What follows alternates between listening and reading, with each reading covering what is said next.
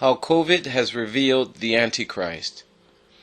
There are many names, ideas, and interpretations of who or what the Antichrist is. Some of the names the Antichrist is called are the Beast, the Man of Sin, the Man of Lawlessness, the Little Horn, the King of Fierce Countenance, the King of the North, the Son of Satan, the Prince of Darkness, he who comes in his own name, the Son of Perdition, the Son of Destruction, and many more. With this talk, I will focus on three names he is called: the Beast, the Antichrist, and the Man of Sin. And I will show how the COVID crisis has revealed who or what he is. Who or what is the Antichrist? 1 John chapter 2 verse 22 states, "Who is a liar but he that denieth that Jesus is the Christ? He is Antichrist, that denieth the Father and the Son." Also in 1 John chapter 4, he mentions a spirit of Antichrist that does not confess that Jesus Christ had come to earth in the flesh is Antichrist. And in 2 John chapter 1, he mentions that there are many antichrists and deceivers that are against God and Christ. So John reveals a broad meaning for the term Antichrist that can be a person, a group, an institution, or even a government, and that there are many deceivers seeking to lead people away from God and Christ. The Tower of Babel and Nimrod's political kingdom.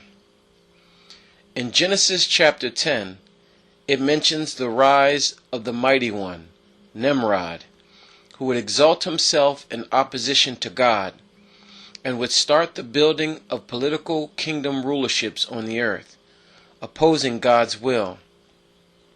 Nimrod represents a beginning of political kingdoms on the earth, but this is just one part of the Tower of Babel story. The Tower of Babel and the builders. So the first part of the Tower of Babel story was of Nimrod building political kingdoms in opposition to God.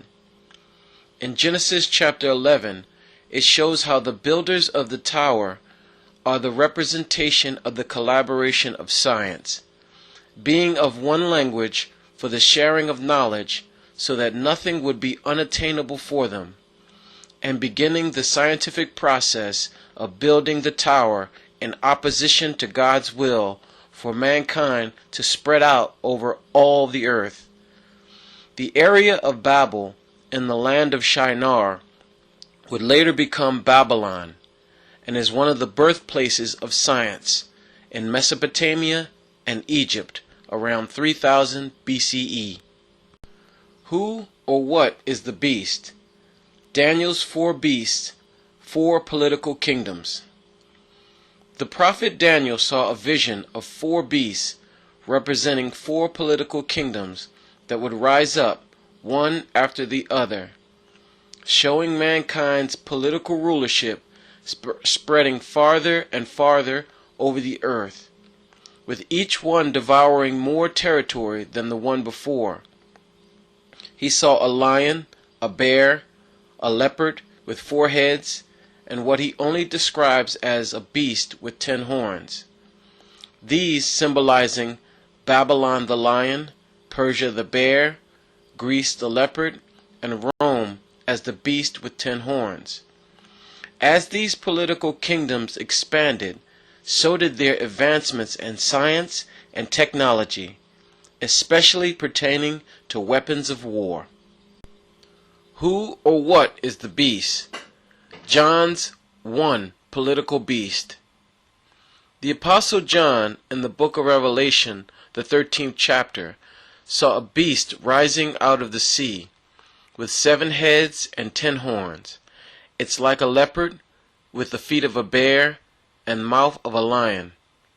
Whereas the prophet Daniel saw the beasts coming up one after the other, John saw them as one complete beast, symbolizing that the spread of human political rulerships of different forms had now spread over every nation, tribe, people, and tongue.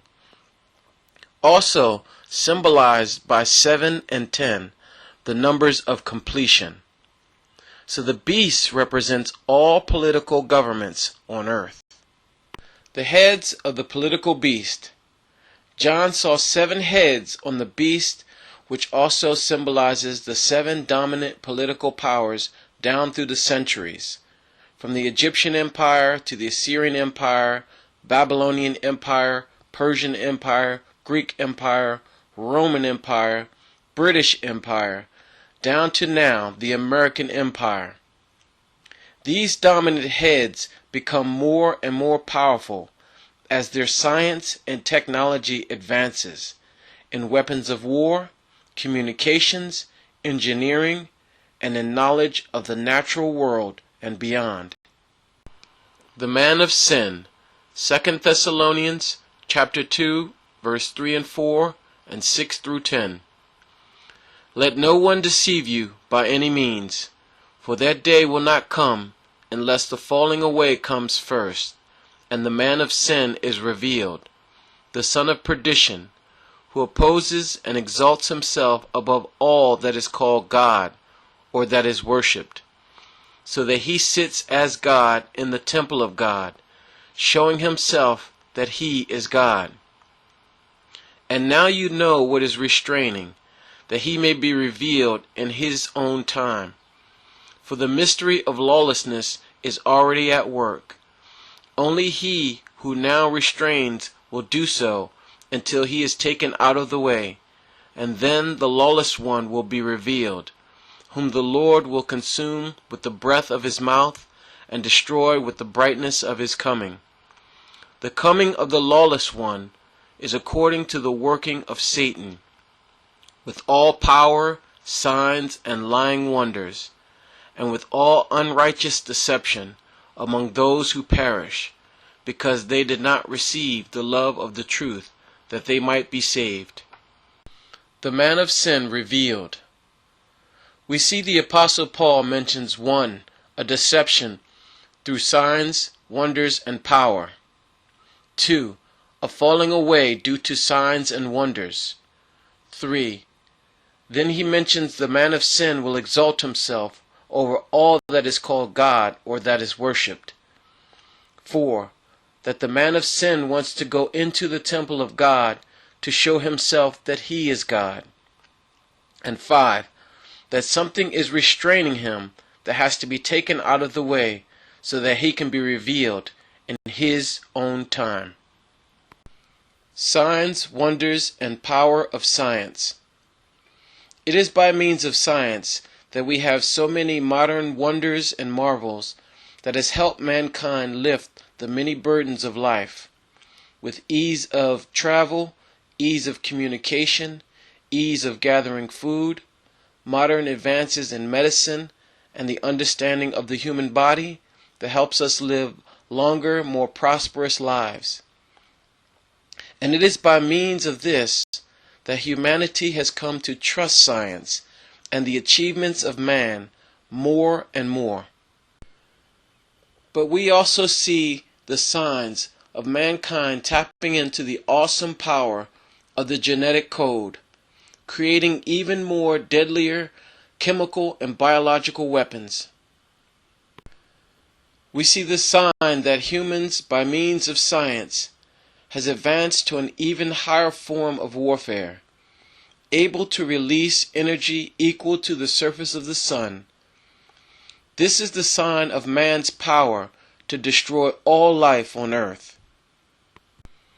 Also, it is due to the achievements of science that it is written that they can call down fire out of heaven in the sight of men, representing the long-range means of destruction while the world watches on television, as seen by the U.S. shock and awe campaign against Iraq.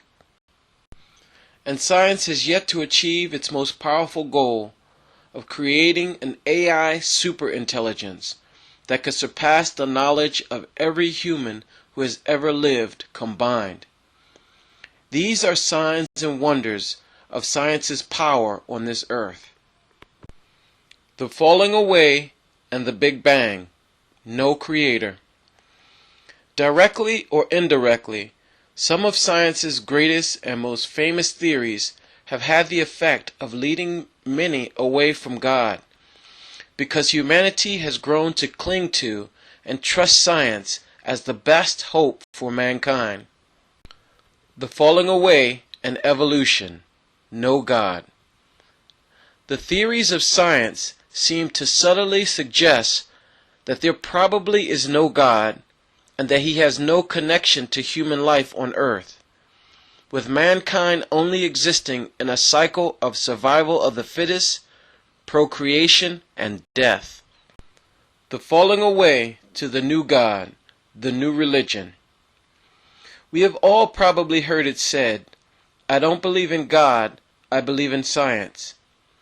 It is a saying that represents mankind's reliance, trust, and belief in science as mankind's greatest hope for survival. But it is also what is leading mankind away from the idea and concept of a God who plays any role in the lives of mankind on this earth. Science exalted. Science, from the Latin scientia, meaning knowledge. It is a systematic enterprise that builds and organizes knowledge in the form of testable explanations and predictions about the universe. The caption reads, "God recedes as science advances." It perfectly sums up the exaltation of science, exalting itself above all that is called God or that is worshipped. In the Dark Ages, religion tried to stomp science out of existence, to keep a grip on the minds of men. But science made it through the Dark Ages and has advanced greatly. It is written in Daniel that he shall practice and prosper, and he shall become mighty, showing how science will become exalted in all the earth. The true mind of science. It reads, "Too stupid for science? Well, there's always religion." The true mind of science views religion and all that is called God as stupid superstition from the past. It exalts itself as the future of mankind's prosperity into a world where science will genetically change what it means to be called human, into a new creation, merged with nanotechnology and artificial intelligence. The Antichrist goes into which temple of God? Many church leaders teach that the Jews in the Middle East will rebuild the temple of God and that the Antichrist will make a peace treaty with Israel, then break it after 3.5 years. Then the Antichrist will go into the temple of God and cause the abomination of desolation. But the question is, which temple does the Antichrist want to go into? The one made of stone or another temple of God? Or is it this temple of God, written in 1 Corinthians chapter 6, verse 19 and 20? It reads, "Do you not know that your bodies are temples of the Holy Spirit who is in you, whom you have received from God? You are not your own, you were bought at a price. Therefore, honor God with your bodies." The COVID crisis removes the restrainer. In the year 2020, the COVID crisis would thrust the whole world into fear and panic, the perfect conditions for a strong delusion, and the revealing of the Antichrist, man of sin. But first, that which is restraining him must be taken out of the way. He who restrains, taken out of the way. The COVID crisis would lead to all houses of worship to be shut down of all religions on earth, from churches to synagogues to mosques to temples of all faiths. This would be the hour of the rise of science. With all religions on earth shut down, there would be only one whom the world would look to in this time of crisis: science, with all of its insights and understandings. This is the rise of the Antichrist, man of sin. The political beast uses force. The authority to shut down all worship worldwide is the force and power of the beast's political governments of all types and levels worldwide. It would be from their order that the lockdowns would go into effect. The science Antichrist uses deception. The mystery of the Antichrist, man of sin, is that it has interwoven itself into the political beast governments all over the world. Whereas the political beast governments uses force, the Antichrist, man of sin, uses deception to hide itself behind the beast. But make no mistake about it, it was science that directed the beast governments to lock down all religions because of fear of the virus. And in the future, it will be the Antichrist, man of sin, that will direct the beast governments to take action due to the fear of climate change. The mask ritual unveiling of the man of sin. It is at the direction of the man of sin that the political beast governments would mandate that all must cover their face in this time of the revealing of the Antichrist, or face the brutal repression of the beast. Mankind's faces would be veiled, but he is unveiled to the world. Antichrist in the temple of God. The Antichrist, man of sin, wants to go into all of the temples of God. By deception or by force, it doesn't care. It will bribe you, trick you, reward you, or punish you. It does not matter. It wants to go into all of the temples of God to exalt itself as the savior of mankind.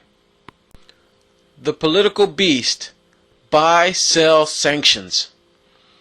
In nation after nation, the beast would tell all those who would not let the Antichrist into their temple that they can't work due to government mandates. Then the beast began to persecute and restrict them in other ways until they comply. This is how the beast operates, with force, threats, restrictions, and sanctions, to cut off anyone who will not submit to the will of the beast. Mandates and persecution.